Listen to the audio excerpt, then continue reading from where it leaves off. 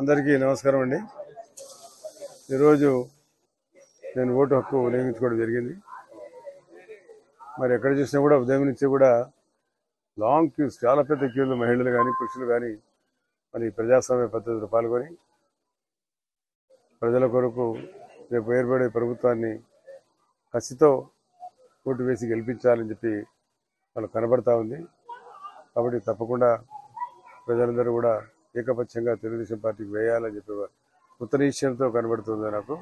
కాబట్టి గతంలో ఎన్టీ రామారావు గారితో ఎప్పుడైతే 1990-83లో తెలుగుదేశం పార్టీ ఏర్పాటు చేసినప్పుడు ఏ రకంగా క్యూలో ఉన్నారు, అదే రకంగా ఈరోజు కూడా ఆ మార్పు కనపడుతుంది ప్రజలు.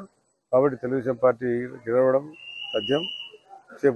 వచ్చిన తర్వాత చేపట్టే అభివృద్ధి కార్యక్రమాల గురించి కూడా చాలా వరకు నెరవేర్చాల్సిన అవసరం, బాధ్యత కూడా మనకందరికీ ఉంది. కాబట్టి ఇప్పటికీ ఎందుకంటే ఇప్పుడు పోలింగ్ అయితే జరిగింది, మన కౌంటింగ్ జరగాల ప్రజాస్వామ్య పద్ధతిలో.